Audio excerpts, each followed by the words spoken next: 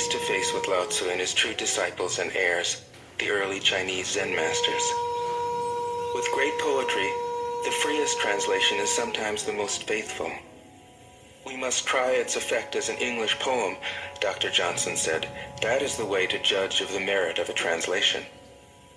I have often been fairly literal, or as literal as one can be with such a subtle, kaleidoscopic book as the Tao Te Ching. But I have also paraphrased, expanded, contracted, interpreted, worked with the text, played with it, until it became embodied in a language that felt genuine to me. If I haven't always translated Lao Tzu's words, my intention has always been to translate his mind.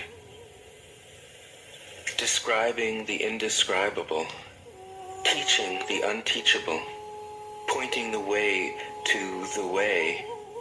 What does Lao Tzu think he is doing here? It can't be done. No way. Hence, Po Chu-yi, poet and stand-up comedian, wrote, "He who talks doesn't know, he who knows doesn't talk." That is what Lao Tzu told us in a book of 5,000 words. If he was the one who knew, how could he have been such a blabbermouth? That's the problem with spiritual teachers. They have to be blabbermouths. But their words are, in the traditional Buddhist metaphor, fingers pointing at the moon. If you watch the finger, you can't see the moon.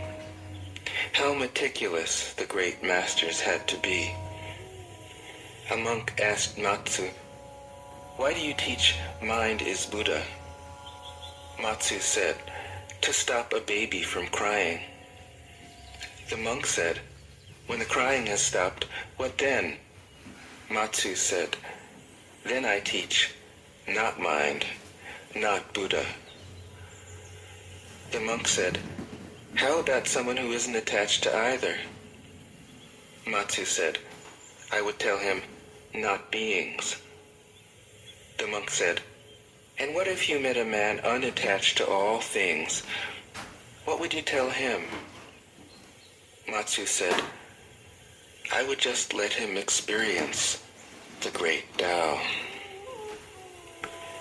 In fact, the truth is right before our eyes, right under our noses.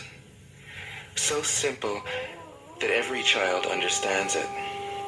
And yet, as Bankei said, the farther you enter into it, the deeper it is.